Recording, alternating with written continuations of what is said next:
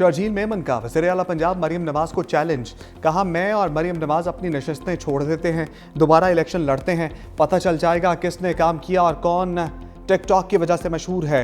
एक शख्स ने सिंध के लिए गिरी हुई बातें की, इसकी फुटेज सामने आई। अताउल्लाह ताड़र ने इस शख्स को सरकारी टीवी की नौकरी से निकाल दिया। इस शख्स को सेनेट कमेटी में बुलाया गया, जहां उसने माफ़ी भी मांगी। पंजाब की काबीना और नून लीग ने इस शख्स के हक में दोबारा मुहिम चलाई। कौम के लिए गंदी जुबान इस्तेमाल करने वाले नून लीग का साथ दे रहे हैं। ऐसे शख्स के साथ खड़े होकर क्या पैगाम दे रहे हैं? बिलावल भुट्टो को आसिफ जरदारी मरियम नवाज को नवाज शरीफ समझा सकते हैं। मुशीर वज़ीर आज़म राना सनाउल्लाह कहते हैं, बिलावल भुट्टो ने सैलाब मुतासरीन पर बात की, मरियम नवाज को अच्छी नहीं लगी। पंजाब के लोगों के हवाले से बात करना वज़ीर आला मरियम नवाज का हक है, बात दूर तक नहीं जाएगी। सियासतदान अगर बात नहीं करेगा तो क्या करेगा? मौजूदा सियासी क़यादत को अपने सियासी मसाइल टेबल पर बैठ कर हल करने चाहिए। हमारा पीपल्स पार्टी के साथ किसी किस्म का कोई मसला नहीं।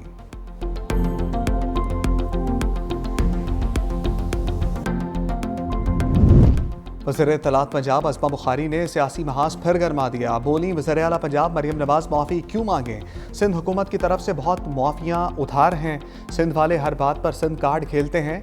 पीपल्स पार्टी ने वफाक को कमज़ोर करने के लिए पंजाब को निशाना बनाया। BISP की बुनियाद पर पंजाब हुकूमत पर यलगार की गई। बिलावल भुट्टो ने अच्छे अंदाज में पूरी दुनिया में पाकिस्तान का मुकदमा लड़ा। PTI अपना घर दुरुस्त करे, हमें मशवरों की ज़रूरत नहीं।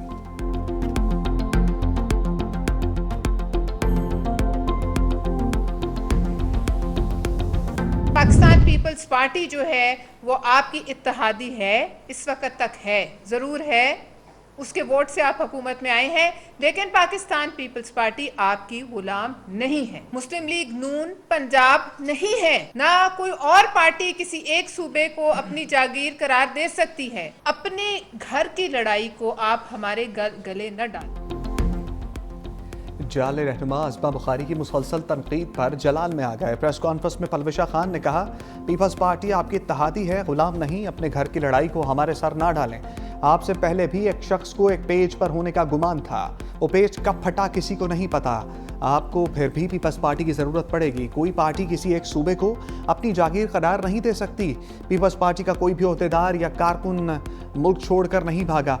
पंजाब हुकूमत को शहबाज शरीफ का वज़ीर आज़म बनना पसंद नहीं। वक़ार मेहदी बोले, पंजाब हुकूमत बौखलाहट का शिकार है। सिंध हुकूमत ने सैलाब को बेहतरीन तरीके से मैनेज किया। पीपल्स पार्टी ने कभी सूबाइयत या तकसीम का नारा नहीं लगाया।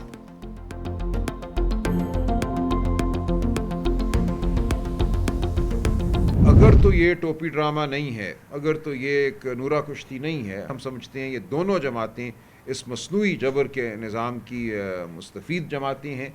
इन्होंने इस निज़ाम का साथ दिया है। उनके साथ हुकूमत बनाना तो मैं समझता हूँ बिल्कुल मुमकिन नहीं है। अगर अदम एतमाद के ज़रिए ये हुकूमत गिरती है और उसके बाद मामला शफाफ इलेक्शन की जानिब जाता है तो बिल्कुल हम उसमें अपना हिस्सा डाल सकते हैं।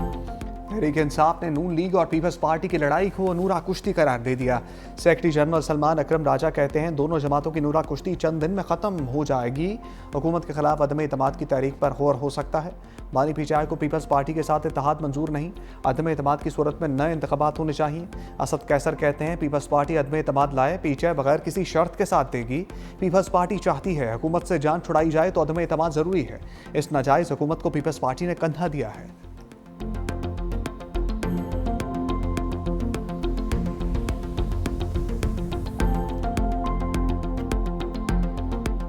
The Muslim Ummah confronts formidable challenges, conflicts, poverty, disunity, and more than ever, it is in these testing times that we need to hold on together to our values and ethics guided by our religion to be able to reclaim our lost place in the community of nations. मुस्लिम उम्मा को challenges से निपटने के लिए एक होना होगा। वज़ीर आज़म शहबाज शरीफ का इस्लामी ममालिक को पैगाम। मलेशिया की इंटरनेशनल इस्लामिक यूनिवर्सिटी से खिताब में कहा, आज उम्मत को तनाज़ात, गुरबत और बाहमी इंतशार समेत बेशुमार चैलेंजेस का सामना है। अपनी अक़दार और इस्लामी असूलों पर अमल पैरा होकर खोया हुआ मुकाम हासिल कर सकते हैं।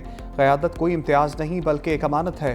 क़यादत को दयानत, अखलास और शफाफ एहतसाब के साथ अदा करना लाजिम है। 4 दहाइयों से ज़ायद पंजाब के आवाम की बतौर खादिम खदमत की। अब पाकिस्तान के वज़ीर आज़म की हैसियत से लोगों की खदमत कर रहा हूँ। वज़ीर आज़म के लिए international Islamic university of Malaysia की जानिब से PhD की एजाज़ी डिग्री, दोनों मुल्कों में तिजारत, सरमायाकारी, दिफा, तालीम और सियाहत समेत मुख्तलिफ शोबों में ताउन बढ़ाने पर इत्तफाक। वज़ीर आज़म शहबाज शरीफ मलेशिया का दौरा मुकम्मल करके वापस वतन पहुँच गए।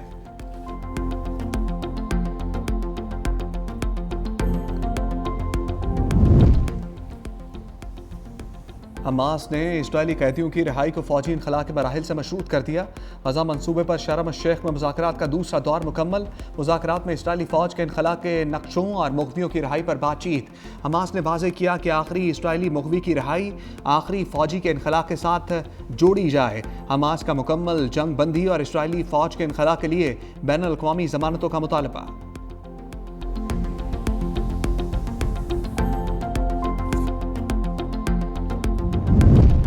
गजा से मुतल्लिक़ मुज़ाकरात नाजुक मरहले में हैं। अमरीकी सदर डोनाल्ड ट्रंप की कैनेडियन वज़ीर आज़म मार्क कार्नी से मुलाकात के बाद गुफ्तगू। कहा, मंसूबे पर अमल दरामद के लिए पेशरफ्त का मौका मौजूद है। अमरीकी टीम भी मुज़ाकरात का हिस्सा बनने के लिए मिस्र रवाना। कतरी वज़ीर आज़म मुज़ाकरात में शरीक होंगे। अरब मीडिया के मुताबिक शेख मोहम्मद बिन अब्दुर्रहमान अस्सानी मुज़ाकरात कामयाब बनाने के लिए जल्द मिस्र पहुँचेंगे।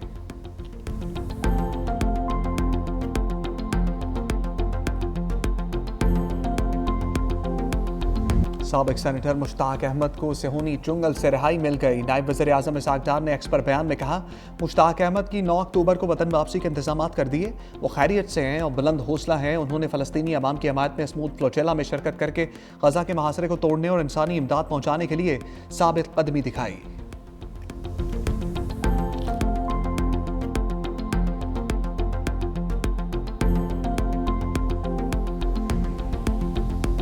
गजा ने 2 साल जुल्म सितम और आहों सिस्कियों में काटे। सफाक इसराइल की बर्बरियत को 2 साल गुजर गए। हज़ारों शुहदा, लाखों लोग बेघर।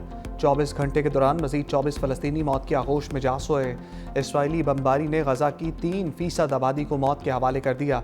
मजमूई तौर पर 67,000 से ज़ायद फ़लस्तीनी शहीद, 20,000 बच्चे शामिल। सिहोनी फ़ौज ने अस्पतालों और पनाहगुज़ीन कैंपों को भी चुन चुन कर निशाना बनाया। बमबारी से 1700 से ज़ायद तिब्बी एहलकारों को भी शहीद किया। सिहोनी फ़ौज ने गजा में भूख को भी हथियार के तौर पर इस्तेमाल किया। खुराक न मिलने पर 459 फ़लस्तीनी भूख से मर गए। दुनिया को सच दिखाने के जुर्म में 300 के करीब सहाफ़ियों को मौत की वादी में धकेल दिया।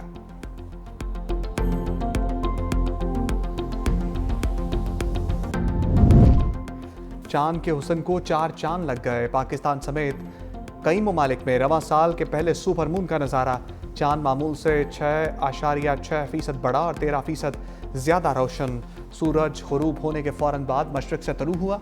सुपर मून तुलुए आफ्ताब से कुछ देर पहले गुरूब हो जाएगा। तर्जमान पाक फौज ने भारत के झूठे दावों को शूट डाउन कर दिया। ब्लूमबर्ग को इंटरव्यू में DGISPR लेफ्टिनेंट जनरल अहमद शरीफ चौधरी कहते हैं, मार्का हक में भारत पाकिस्तान का कोई तैयारा नहीं गिरा सका। अमरीकी सदर ट्रंप 7 भारतीय तैयारे मार गिराए जाने की तस्दीक कर चुके। पाकिस्तान भारत के साथ हथियारों की दौड़ में शामिल नहीं। कभी आदादोशुमार और हक़ाइक़ से खेलने या छुपाने की कोशिश नहीं की।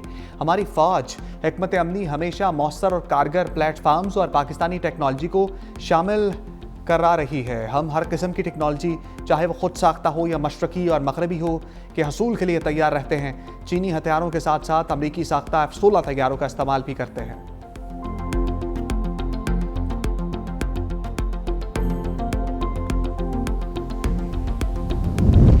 भारतीय अस्करी क़यादत झूठे दावे गढ़ने में नंबर 1।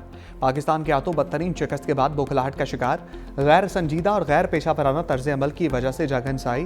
भारतीय एयर चीफ का मुज़ाहिका खेज बयान देना वतीरा बन चुका। प्रेस कॉन्फ्रेंस में कहा, भारत के कितने तैयारे गिरे इस बारे में कुछ नहीं बोलना चाहूँगा। हमें कुछ नहीं बताना चाहिए कि कितना नुकसान हुआ। जंगी जनूनी भारतीय फ़ौजी क़यादत की पेशा वराना काबिलियत पहले ही दुनिया के सामने आ चुकी है।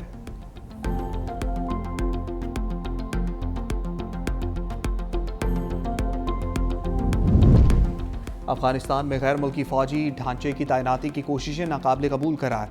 रूस में अफगानिस्तान पर 7वीं मास्को फॉर्मेट इजलास का एलामिया जारी।